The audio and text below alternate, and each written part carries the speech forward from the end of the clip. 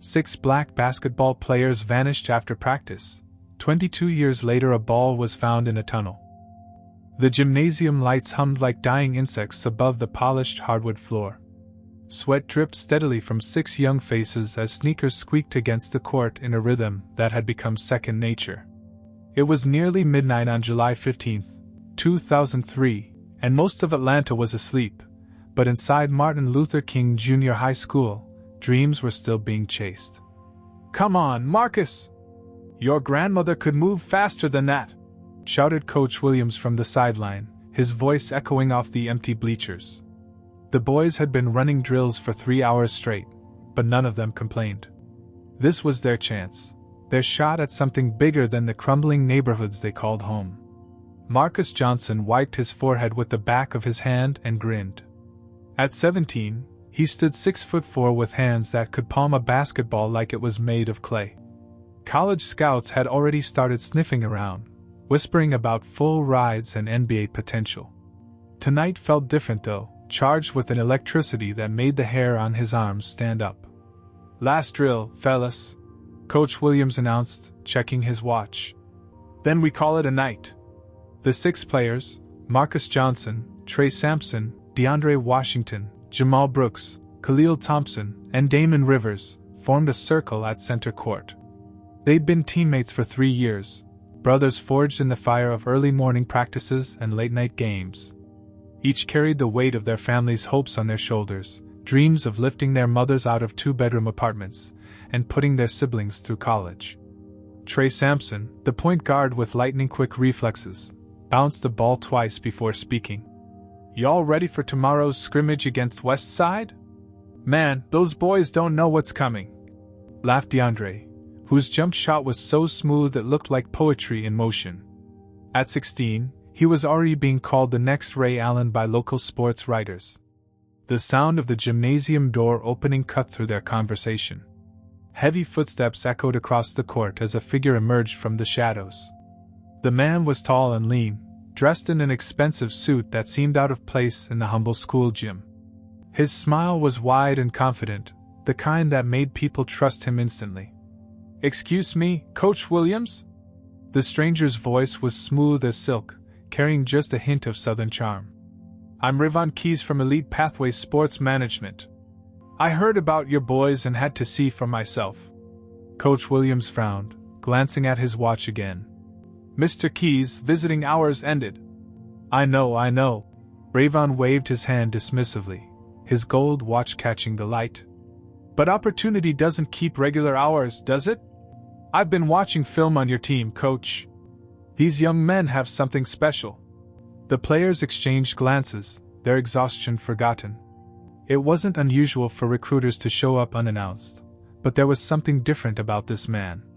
He carried himself like someone who held keys to doors they'd only dreamed of opening. "I represent a very exclusive program," Rayvon continued, walking closer to the group. "We call it the Talent Relocation Initiative. We take exceptional young athletes and fast-track them to the next level. Full scholarships, national exposure, direct pipelines to college programs and beyond." Marcus felt his heart skip a beat. This was it, the break they'd been waiting for. "What kind of program?" Coach Williams asked, his voice cautious. Something about the late hour and the man's sudden appearance didn't sit right with him. Rayvon's smile never wavered. "Think of it as a finishing school for elite athletes. We relocate our participants to specialized training facilities where they can focus entirely on their development. No distractions, no limitations, just pure potential being realized." "Relocate?" Trey asked, his voice barely above a whisper. "Temporarily, of course," Rayvon assured him. 6 months, maybe a year. By the time you return, college recruiters will be fighting over you. NBA scouts will know your names." The gymnasium fell silent except for the persistent hum of the fluorescent lights. Each boy felt the weight of the moment, the gravity of a decision that could change everything. They thought about their mothers working double shifts, their younger siblings looking up to them, the countless hours they'd spent in this very gym dreaming of something more. "I need to speak with their parents," Coach Williams said firmly. "Already taken care of." Rayvon replied, pulling out a tablet from his briefcase. I've been in contact with several families. The paperwork is all here: contracts, guardian permissions, scholarship agreements. Everything is completely legitimate and above board. DeAndre stepped forward, his eyes wide with possibility. When would we leave? Tonight, Rayvon answered simply.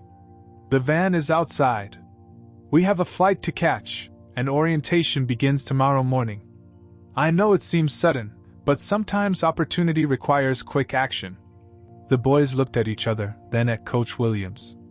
Their mentor's face was etched with concern, but he also understood what this could mean for them. These were good kids from tough situations, and if this was their chance. I don't like it, Coach Williams muttered. This is too fast too. Coach, Marcus interrupted, his voice filled with determination. What if this is our shot? What if we say no and spend the rest of our lives wondering what could have been? Rayvon stepped back, giving them space to decide. I understand this is a big decision. But I'll be honest with you, opportunities like this don't come around often. Other programs are already scouting talent for next year's class. If you're not ready to commit to your dreams, I have other players who are. The threat was subtle but clear. This was now or never.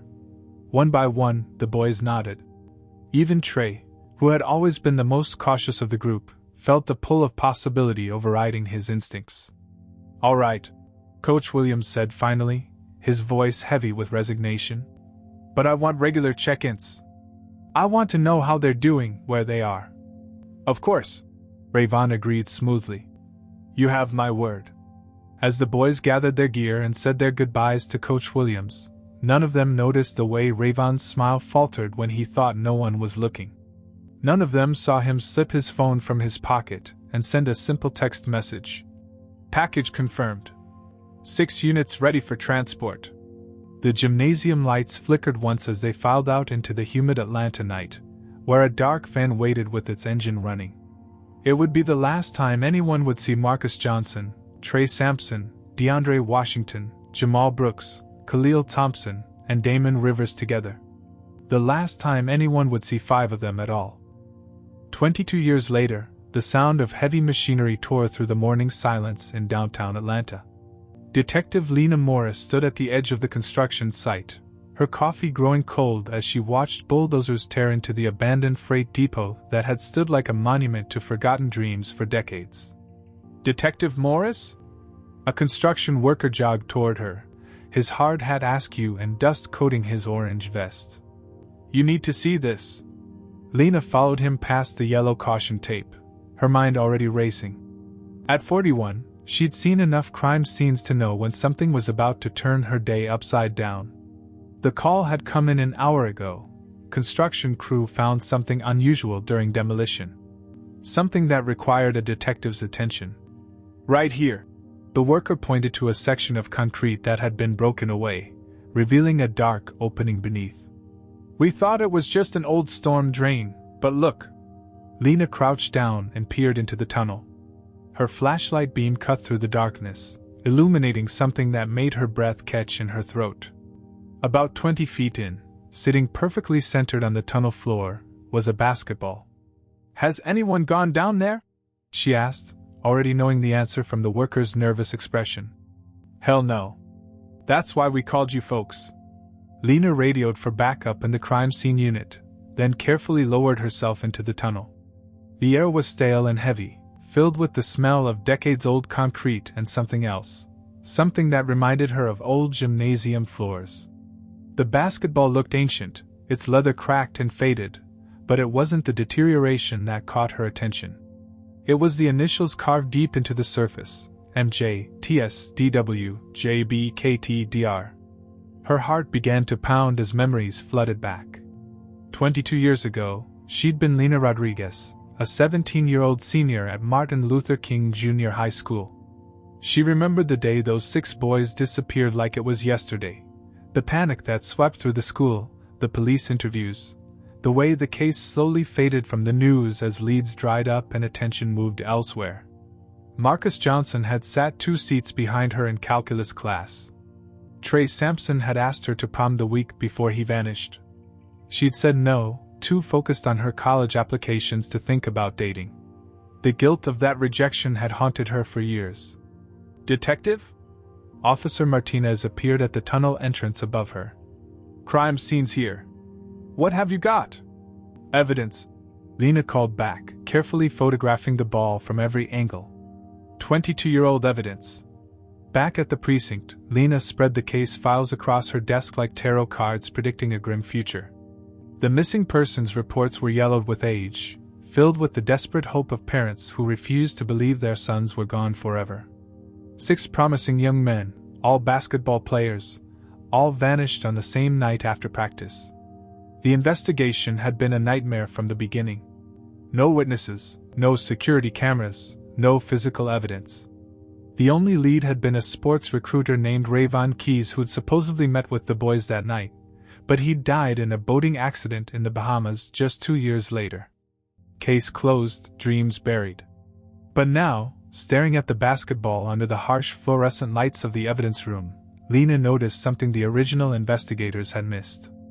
Embedded in the leather, barely visible to the naked eye, was a small electronic chip. "What the hell?" she whispered, calling over the tech specialist. "Looks like some kind of tracking device," Officer Chen said, examining the chip under a magnifying glass. "Probably GPS, though the battery's been dead for years.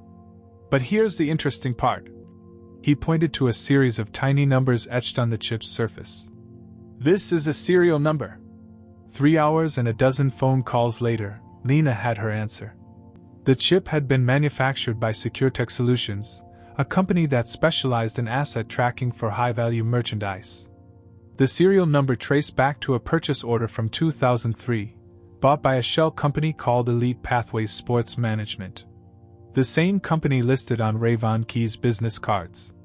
Lena's hands trembled as she pulled up the death certificate. Rayvon Keys, age 34, presumed drowned after his boat was found capsized near Nassau. Body never recovered.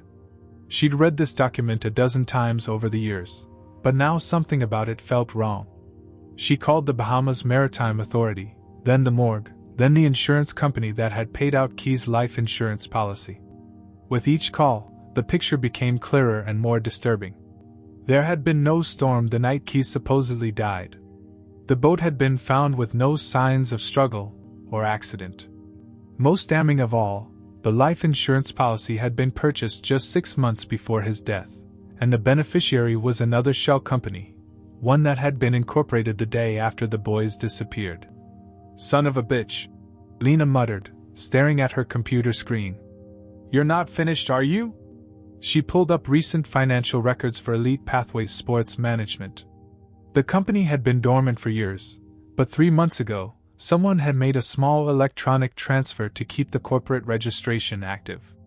The payment had come from an account in Costa Rica. Her phone rang, jolting her from her thoughts. "Detective Morris? This is Agent Sarah Collins, FBI Financial Crimes Division. I understand you're investigating a company called Elite Pathways Sports Management." Lena's blood ran cold.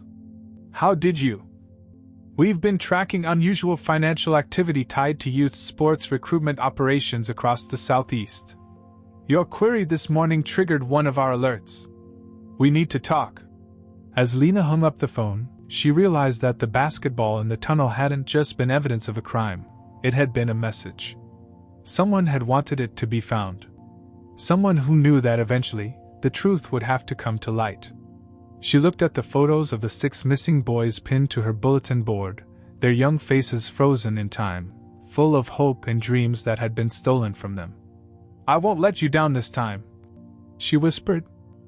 The FBI field office in downtown Atlanta buzzed with an energy that made Lena's skin crawl. Agent Sarah Collins sat across from her in a sterile conference room, spreading photographs and documents across the table like a dealer shuffling cards for a deadly game. "What you've stumbled onto, Detective Morris, is bigger than 6 missing boys from Atlanta," Collins said, her voice carrying the weight of years spent chasing shadows. "We've been tracking similar disappearances across 7 states. Young athletes, all recruited by companies that don't exist, all vanishing without a trace." Lena studied the photographs. Dozens of young faces, mostly black and Latino, all with the same hopeful expressions she remembered from her high school classmates. "How many?" she asked, though she wasn't sure she wanted to know the answer. 43 confirmed cases over the past 15 years. Could be more. Collins pulled out a thick file. Memphis, 2008, 3 football players. New Orleans, 2011, an entire track team. Birmingham, 2015, twin brothers, basketball phenoms. The pattern is always the same: late-night recruitment, promises of elite training programs, and then nothing. The room felt smaller suddenly, the walls pressing in as the scope of the conspiracy became clear. Lena thought about Marcus Johnson's mother, who still lit a candle for her son every Sunday at church. About Trey's little sister, who'd grown up believing her brother had abandoned the family for fame and fortune. The shell companies all trace back to the same financial network. Collins continued. Offshore accounts, cryptocurrency transfers, money moving through so many hands it becomes impossible to track. But your basketball, that chip, that's the first physical evidence we've had in 5 years. A knock at the door interrupted them. A young analyst entered, carrying a laptop and looking like he'd been up all night drinking coffee and staring at computer screens. "Agent Collins, you need to see this," he said, setting the laptop on the table. "We ran facial recognition on every security camera within a 10-mile radius of that school on the night of July 15, 2003. The screen showed grainy black and white footage from what appeared to be an abandoned railway station. A van pulled up to a loading dock, its headlights cutting through the darkness. The timestamp read 2:47 a.m., nearly 3 hours after the boys had left the school. "Watch the driver," the analyst said, pointing to a figure emerging from the vehicle. Even through the poor video quality, Lena could make out someone wearing what looked like a Martin Luther King Jr. high school jacket. Her blood turned to ice as the implications hit her. "Someone from inside the school," she whispered. "Someone the boys trusted." Collins nodded grimly. "We enhanced the footage as much as possible, but the resolution's too poor for facial recognition. However," she gestured to the analyst, who clicked to another screen. "This railway station has been abandoned since 1987, but the tunnel system beneath it connects to the freight depot where you found the basketball." The map on the screen showed a web of underground passages, service tunnels, and abandoned rail lines that snaked beneath downtown Atlanta like the circulatory system of a dying organism. The depot where the boys had disappeared and the tunnel where their basketball was found were connected by a direct underground route. They were moved through the tunnels, Lena realized. Hidden from street cameras, away from any witnesses. "That's our theory," Collins confirmed. "But here's where it gets interesting." She pulled out another file, this one marked with red classification stamps. 3 weeks ago, our undercover operation in Miami intercepted communications about a talent showcase happening in Central America. High-stakes gambling, private betting rings, athletes competing for wealthy spectators who pay millions to watch. Lena felt sick. Underground fighting? Not fighting. Sports. Basketball tournaments, football games, track meets, all completely off the books. Athletes who've been declared missing, presumed finished, competing for the entertainment of people with more money than conscience.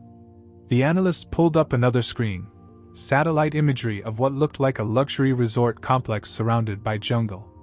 "This compound in Costa Rica appeared on our radar 6 months ago. Officially, it's a private wellness retreat.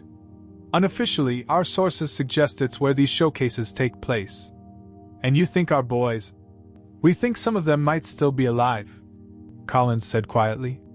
"The mortality rate in these operations is significant. But the most talented athletes, the ones who can generate the most betting interest, they're kept alive. Turned into performers." Lena stared at the satellite images, her mind racing. 22 years. If any of the boys were still alive, they'd be nearly 40 now. What kind of psychological damage would decades of captivity and forced performance inflict?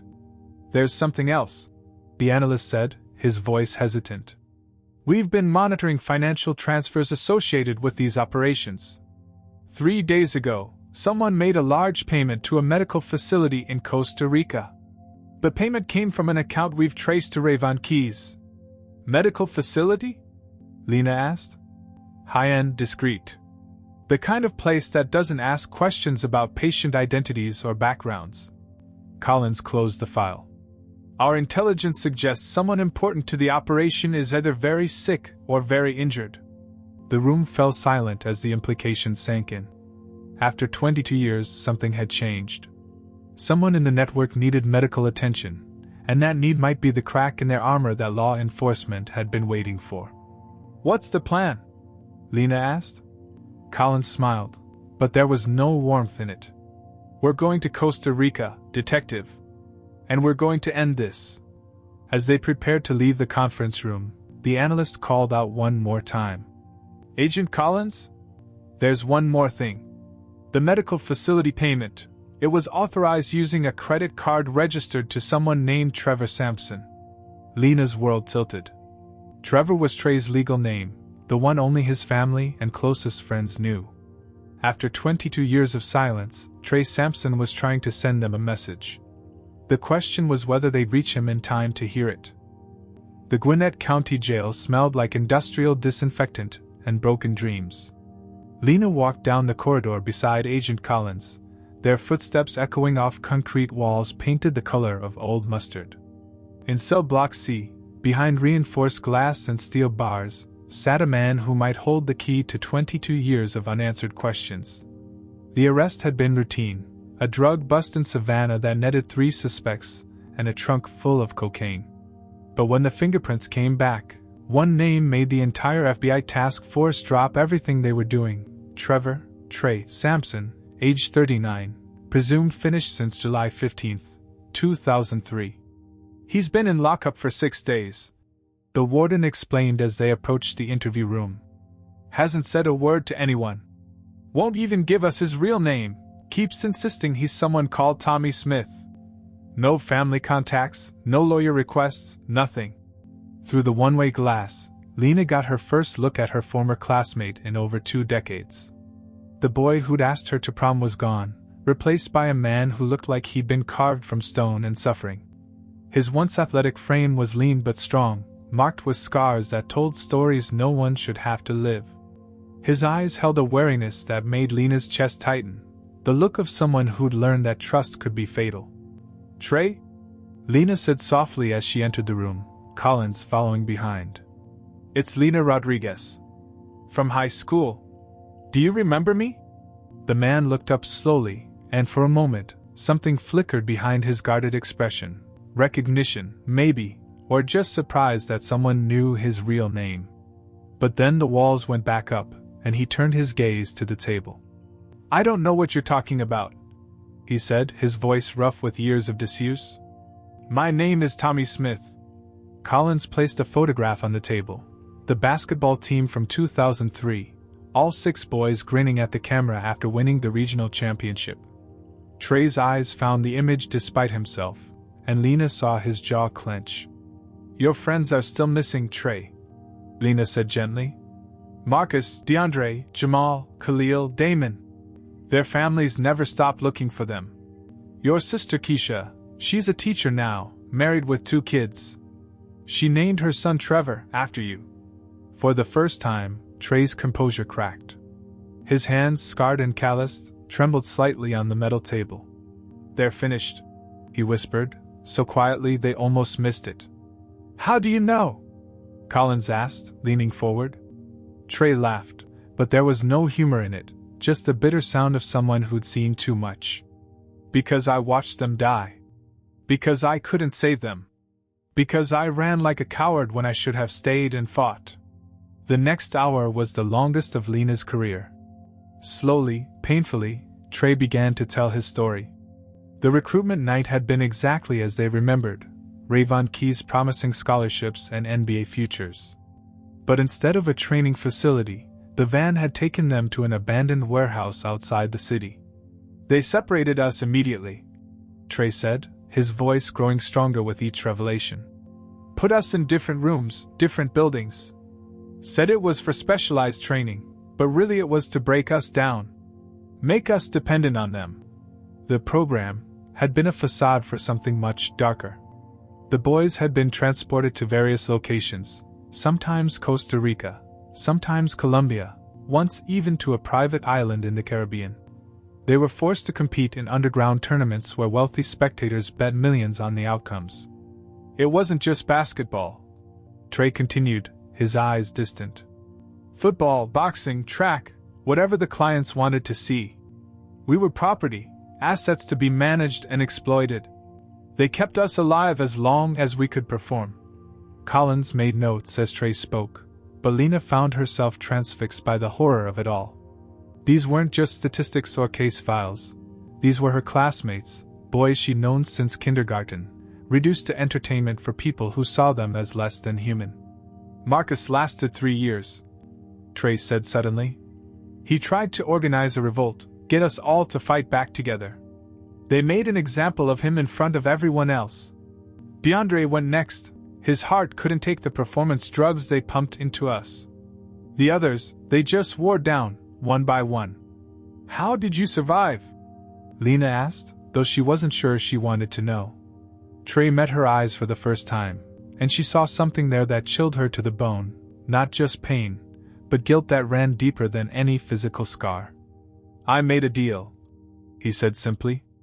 I agreed to help them recruit new talent in exchange for better treatment. I became one of them, Lena. I helped them find other kids to replace my finished friends. The room fell silent except for the hum of fluorescent lights above. Lena felt like the floor had dropped out from under her. But 3 months ago, something changed. Trey continued. He's got sick, cancer, spreading fast. He's dying, and his organization is falling apart. People are running scared, trying to cover their tracks. That's when I saw my chance. The medical payment, Collins said. You used your real name deliberately. Trey nodded. I knew someone would eventually connect the dots. I've been waiting 22 years for this conversation, hoping someone would care enough to keep looking. He reached into his pocket and pulled out a small piece of paper, coordinates written in faded ink. This is where they're buried, he said, sliding it across the table. All 5 of them, together, like they would have wanted. And this, he pulled out another paper. These are the locations of 3 active facilities still operating. There are kids there right now, kids who still have a chance. Lena stared at the papers, her hands shaking. After 22 years, they finally had answers.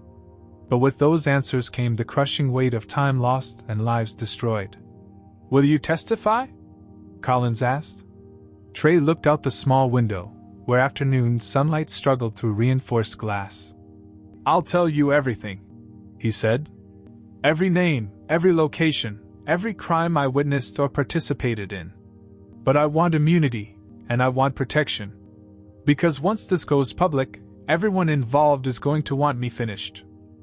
The condemned Hartwell industrial plant sat like a rotting tooth on the outskirts of Atlanta, surrounded by chain-link fence and decades of urban decay. Lena stood beside the FBI tactical van, watching agents in full gear prepare for what might be the most important raid of her career. The coordinates Trey had provided led them here, to a place that had been hiding its secrets beneath tons of concrete and rust for over 20 years. Ground-penetrating radar confirms it, Agent Collins said, studying the laptop screen showing thermal imaging of the building's foundation. There's a substantial underground structure directly beneath the main floor. Multiple chambers, possibly gymnasium-sized. The warrant had come through in record time once Trey's testimony hit the federal prosecutor's desk. 3 federal judges had signed off on the search, each one visibly shaken by the evidence. Now, 12 hours later, they were about to uncover what Lena hoped would be the final piece of a puzzle that had consumed her life for the past week. Remember, this is a crime scene that's been sealed for 2 decades, the lead forensics investigator announced to the team. We preserve everything, DNA evidence, personal effects, anything that might help identify victims or build prosecution cases. The entry to the underground facility was hidden beneath a false floor in what had once been the plant's main assembly room. Heavy steel plates, corroded with age but still requiring hydraulic jacks to move, revealed a staircase descending into darkness that felt almost solid. Lena followed the FBI team down, her heart pounding as their flashlights illuminated walls covered in faded motivational posters, the kind you'd see in any high school gymnasium. But these weren't celebrating teamwork and school spirit. These promoted obedience, compliance, and the consequences of disobedience. The first chamber they entered took Lena's breath away. It was indeed gymnasium-sized, with basketball hoops at either end and court markings painted on concrete floors. But the similarities to any normal sports facility ended there. Cameras were mounted in every corner, and viewing areas with comfortable seating overlooked the court like luxury boxes at a professional arena. "Jesus Christ," whispered one of the agents. Along the walls hung dozens of jerseys, not team uniforms, but numbered shirts with no names. Each one was stained with sweat and worse. In glass cases that reminded Lena of sports memorabilia displays, personal items were arranged like trophies: watches, jewelry, photographs from home. "Over here," called the forensics photographer, her voice tight with controlled emotion. In an alcove that had been converted into a makeshift office, they found records. Handwritten ledgers detailing performances, betting spreads, and something called asset management. The clinical language couldn't disguise what they were really looking at: human beings reduced to inventory. But it was the wall of photographs that made Lena sink to her knees. Dozens of young faces stared back at her, each one professionally shot like a yearbook photo. Some she recognized from the missing persons files they'd been studying. Others were new, kids who had never been reported missing or whose disappearances had been written off as runaways. "Lena, you need to see this," Collins called from deeper in the facility. The second chamber was smaller, set up like a medical examination room. 4 stands, examination tables, and cabinets full of performance-enhancing drugs and medical equipment. On a desk covered with dust and time, they found medical records documenting systematic drug testing and enhancement programs. "They were experimenting on them," Collins said, her voice barely above a whisper. "Trying to maximize physical performance while minimizing long-term health concerns." The third chamber was the one that broke them all. It was set up like a dormitory, with dozens of narrow beds arranged in rows. Each bed had a number, and beside it, personal items that families would recognize: a stuffed animal, a high school class ring, a photograph of someone's little sister. These weren't just sleeping quarters. They were the last places these young men had called home. But it was the basketball sitting on one of the beds that confirmed what they already knew. It was identical to the one found in the tunnel, worn leather marked with the same initials: MJ, TS, DW, JB, KT, DR. Trey left this, Lena realized. Before he escaped, he left the ball in the tunnel as a message. He knew someday someone would find it and follow the trail back here. The DNA evidence would take weeks to process completely, but preliminary swabs from the facility confirmed the presence of all 6 original missing players. Hair samples, skin cells, blood traces, the scientific proof that would turn Trey's testimony from the ravings of a traumatized survivor into legally admissible evidence. In the final chamber, they found what could only be described as a shrine. Photographs of successful graduates of the program, young men who had been broken, rebuilt, and sent out to recruit others. In the center, like a twisted version of a team captain's photo, was a picture of Rayvon Keys shaking hands with a younger version of Trey Sampson. "He groomed him," Collins said. "Turned the victim into a perpetrator." But hidden behind the photographs, Lena found something else: a hand-drawn map showing locations across 3 countries, each marked with numbers and dates. Trey's insurance policy, documenting every facility he'd helped establish, every recruitment he'd participated in. As they prepared to leave the underground horror chamber, Lena took one last look around. This place represented the theft of dreams, the reduction of human beings to entertainment. But it also represented evidence, solid, undeniable proof that would bring justice not just for Marcus, DeAndre, Jamal, Khalil, and Damon, but for dozens of other families who had never stopped hoping for answers. "How many people knew about this place?" she asked Collins as they climbed back towards sunlight. Collins consulted her notes. According to Trey's testimony, at least 15 people had direct knowledge of operations here. City officials, police contacts, business leaders, people who took money to look the other way. Lena felt a cold rage building in her chest.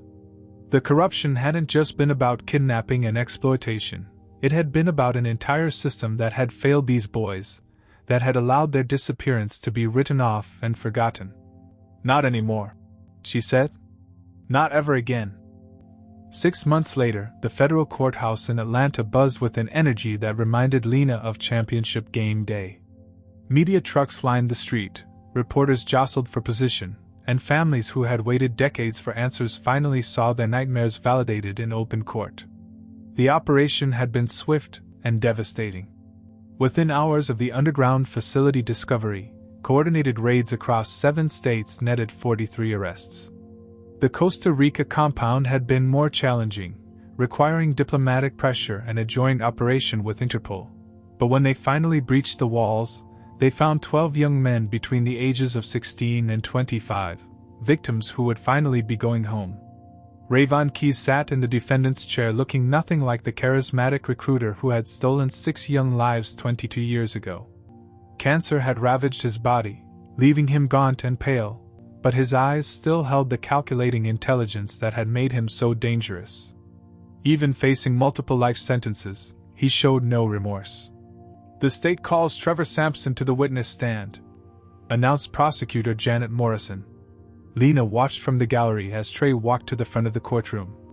The past 6 months had been transformative for him. Intensive therapy, medical treatment, and the knowledge that his testimony was saving other victims had begun to heal wounds that had festered for decades. He still carried scars, physical and emotional, that would never fully fade, but there was something in his posture now that hadn't been there in that jail cell. Hope, maybe? Or perhaps just the peace that comes with finally telling the truth. "Mr. Sampson," Morrison began, "please tell the court what happened on the night of July 15, 2003. For the next 3 hours, Trey recounted his story with a clarity that silenced the packed courtroom. He spoke about the recruitment, the transportation, the systematic breaking down of 6 teenage boys who had trusted the wrong person at the wrong time. He detailed the underground tournaments, the wealthy spectators who bet on human suffering, and the gradual deaths of his 5 best friends. When he reached the part about becoming a recruiter himself, his voice broke. "I told myself I was surviving," he said, tears streaming down his face. "I told myself I could help other kids if I stayed alive long enough. But the truth is, I was just too afraid to die. And because of my cowardice, other families lost their children." The defense attorney tried to discredit Trey's testimony, painting him as an unreliable witness whose memory had been compromised by trauma and guilt. But the physical evidence from the underground facility, combined with the financial records and the testimony of rescued victims, created an unshakable foundation for the prosecution's case. One by one, the co-conspirators fell. Former City Councilman Robert Hayes, who had accepted $50,000 to delay police investigations. Detective William Crawford, who had buried evidence and misdirected search efforts. Dr. Patricia Vance, who had provided medical support for the performance enhancement programs. Each conviction felt like a small victory for the families who had never stopped fighting for answers. The most powerful moment came when Keisha Sampson took the witness stand. Trey's younger sister, now 36 and a mother of 2, spoke directly to her brother for the first time in 22 years. "I never stopped believing you were alive," she said, her voice steady despite the tears. "I never stopped hoping you'd come home. And even though I know you did terrible things, you're still my brother. You're still the boy who taught me to shoot free throws in our driveway." The verdicts came down on a Friday afternoon in March. Rayvon Keys, guilty on 43 counts of kidnapping, 12 counts of human trafficking, conspiracy to commit crime, and racketeering. Life without possibility of parole. 15 co-conspirators received sentences ranging from 25 years to life. But for Lena, the real victory came 3 weeks later. She stood in Greenwood Cemetery beside 5 freshly marked graves. The DNA analysis had finally allowed the remains found at various locations to be identified and returned to their families for proper burial. Marcus Johnson, DeAndre Washington, Jamal Brooks, Khalil Thompson, and Damon Rivers were finally home. Hundreds of people gathered for the memorial service. Former classmates, teachers, family members, and complete strangers who had followed the story in the news. Coach Williams, now in his 70s, spoke about dreams deferred but not forgotten. The mayor announced the establishment of the MLK6 Foundation, dedicated to protecting young athletes from exploitation. Trey stood beside Lena throughout the service, no longer the broken man she'd found in that jail cell. He'd been granted full immunity in exchange for his testimony and cooperation, but more importantly, he'd been granted something far more valuable: forgiveness from the families whose children he'd failed to save. "What will you do now?" Lena asked him as the crowd began to disperse. Trey looked at the headstones, each bearing the name and jersey number of a boy who'd had everything stolen from him. "I'm going to make sure this never happens again," he said. "The foundation offered me a job, working with law enforcement to identify and shut down other operations. There are still kids out there, Lena. Still families waiting for answers."